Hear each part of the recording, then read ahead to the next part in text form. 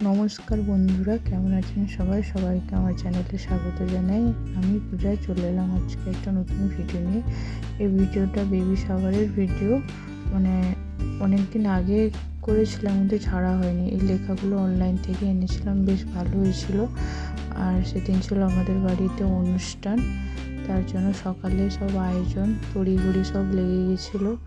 এখানে আমি সকালে মশলাগুলো বেটে দিচ্ছিলাম, তারপর এখানে রান্না বান্নার আয়োজন চলছে। তারপর যেহেতু অনেকজন দুপুরের দিকে অনেকজন খাওয়া দাওয়ার আয়োজন হচ্ছিল, আর এখানে আমি স্নান করে রেডি হওয়ার জন্য চলে এসেছি। এখানে রেডি হয়ে নেব।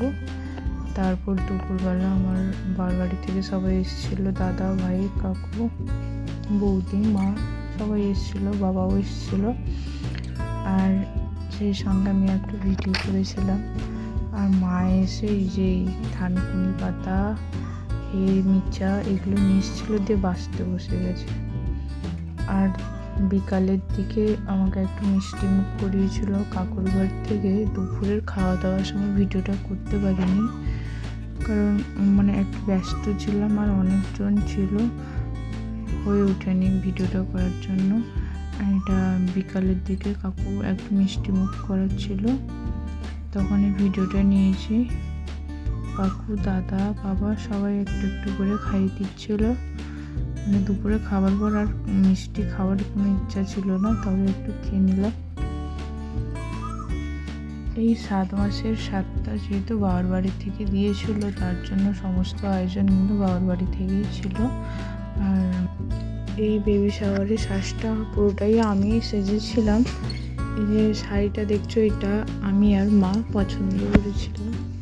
কেমন লাগছে সবাই কমেন্টে জানাবে।